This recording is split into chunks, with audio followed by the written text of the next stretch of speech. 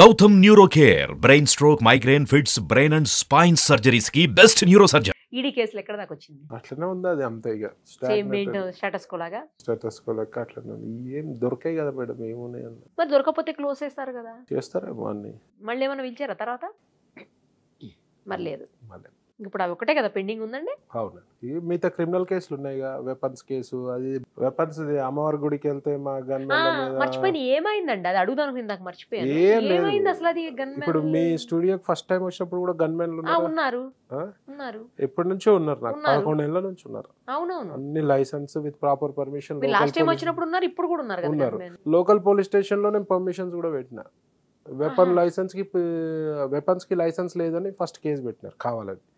నేను అన్ని ప్రొడ్యూస్ చేసినాక ఉన్నాయి కదా, అన్ని ప్రొడ్యూస్ చేసినాక గుళ్ళోకి వెళ్ళినారని. గుళ్ళోకి వెళ్ళలే నేను వెళ్ళా. వాళ్ళు ఎందుకు వస్తారు గుళ్ళోకి వెళ్ళడం తప్పు లీగల్గా. ఇప్పుడు మార్చి అది పెట్టినారు. నేను చెప్పా సీసీటీవీ ఫుటేజ్ చూపాను మరి అంటే లేదు. మరి లక్షల మంది గుడికి వచ్చేదారా మీరు సీసీటీవీ ఫుటేజ్ లేదంటే కావాల్సుకొని నేను గజ్వేల్ వేసి వచ్చినాక ఆ శివాజీ స్టాచ్యూలో అక్కడ పెట్టారు కేసు. వాళ్ళకి ఈగో సాటిస్ఫై కాక మళ్ళీ కావాల్సుకొని పెట్టారు. అక్కడ ఏమైంది? కేసు నడుస్తుంది. అక్కడ ఎందుకు అడ్డుకున్నారు మిమ్మల్ని? ఆడ తెలుసు కదండి, శివాజీ స్టాచ్యూ మీద హ్యూమిలేట్ అయితే మన హిందువులపై దాడి జరిగితే కొట్టడం జరిగింది.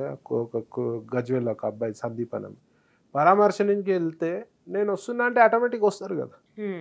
వచ్చారు, చాలా మంది వచ్చారని చెప్పి నా మీద కేసు పెట్టారు. నేను కొన్ని స్పీచెస్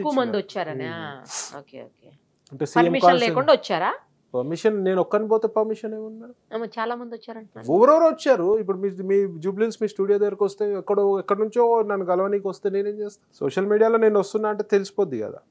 10,000 మంది వచ్చారు. సో అలా అయ్యి ఆ కేసు నడుస్తుంది, తర్వాత టెంపుల్ కూడా నడుస్తున్నాయి.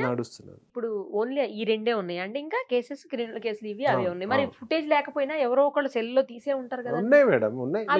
క్వాష్ అయిపోతుంది ఆ కేసు. నేను ఎవరైతే అయ్యో మీద ఉందో నేను కేసు పెట్టవచ్చు. వాళ్ళ తప్పు కాదు, మీదకెళ్ళి ఇన్స్ట్రక్షన్స్ వచ్చి వాళ్ళని నేను ఇప్పుడు కేసు పెడితే వాళ్ళు సస్పెండ్ అవుతారు. అసలు అంత టోటల్ ఫేక్ కేసే కదా. కానీ మీద ఇన్స్ట్రక్షన్ ఫాలో అయ్యి ఆయన చేసిన దానికి మనం కూడా ఎందుకు, వాళ్ళ పరువు పోద్ది, రోడ్డు మీదకి వస్తారు ఫ్యామిలీ ఎందుకని నేను ఊరుకున్నాను.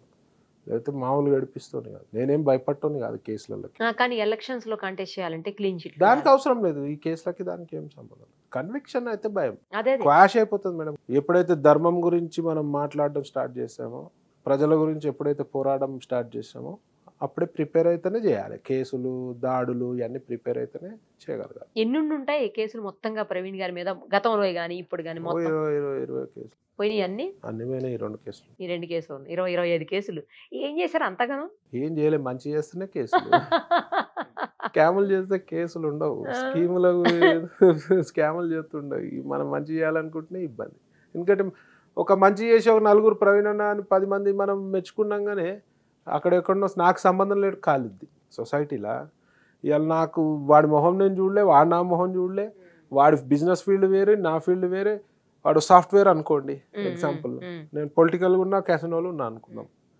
నాకు ఆడికి సంబంధమే ఉండదు. కానీ ఆడికి ఎంత జెలస్ ఉంటుంది, ఉక్రోషం ఉంటుంది. ఉంటారు కొందరు అట్లా జనాలు ఉన్నారు 10%. వాళ్ళందరికీ తిప్పి కొడతాం కదా మేడం.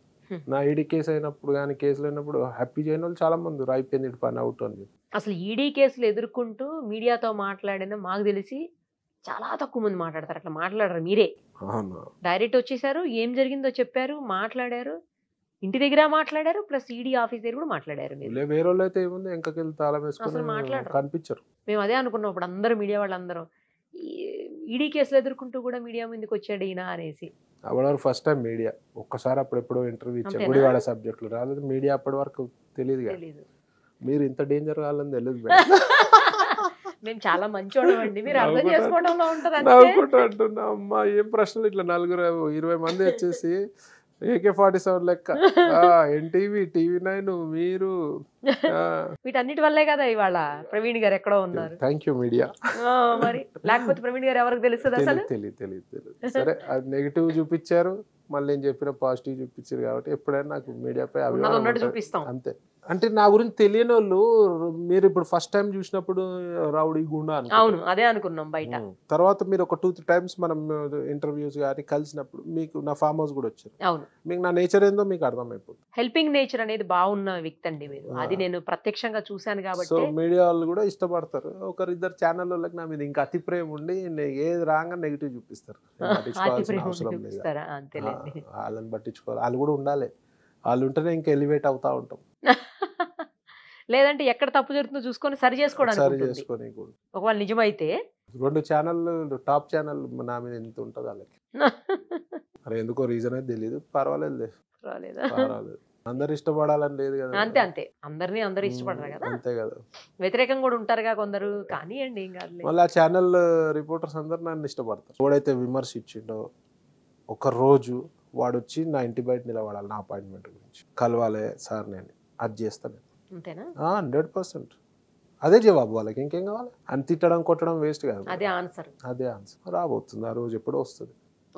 5 years లోపల వచ్చి 100%. కొట్టడం తిట్టడం అది పెద్ద విషయం కాదు.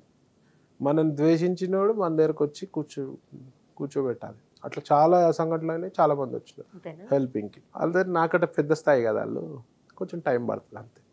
టేక్స్ టైం అంతే. Result would be the same. Super అండి, మీరు అలాగే ఉన్నారు, ఏం మారలే. అమ్మో ఎందుకు మారుతామండి, బ్లడ్ లో ఉంది. పొలిటికల్ లీడర్ అయిపోయారు కదా, కొంచెం ఏమైనా సాఫ్ట్ అయ్యారేమో అనుకున్నా. సాఫ్టే, నేను ఎక్స్ట్రీమ్ సాఫ్టే. మనం పిన్ చేయొద్దు అంతే.